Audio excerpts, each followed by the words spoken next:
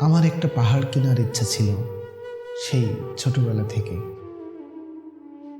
শুধুমাত্র টাকা পয়সার অভাবে কেনা হয়নি। খুব শখ ছিল একটা বিশাল সমুদ্র কিনব সেই ছোটবেলা থেকে। কিন্তু পরে মনে হলো নিজের সীমারেখা টানা যাবে না।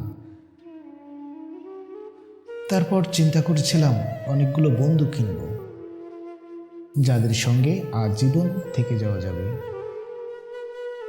কিন্তু কি হলো, সময়ের ছোটতে তারা সবাই হারিয়ে গেল।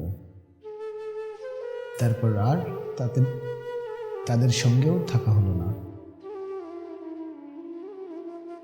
এভাবে ধীরে ধীরে বড় হয়ে উঠলাম। বড় হওয়ার পর একটা জিনিস খুব ভালোভাবে রিয়েলাইজ করলাম, আমরা যা প্ল্যান করি সেই নিয়মে পৃথিবী চলে না।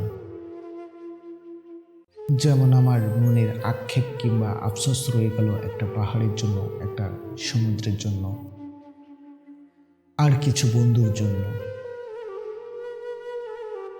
তাদের কাউকে আমি নিজের করে রাখতে পারিনি, অথচ তাদের কারো প্রতি আমার ভালোবাসার কোনো কমতি ছিল না। এমন কখনো মনে হতো না এই পাহাড়টাকে ছাড়া আমি থাকতে পারবো না। একটা সমুদ্র আমার না হলেও আমি ভালো থাকবো।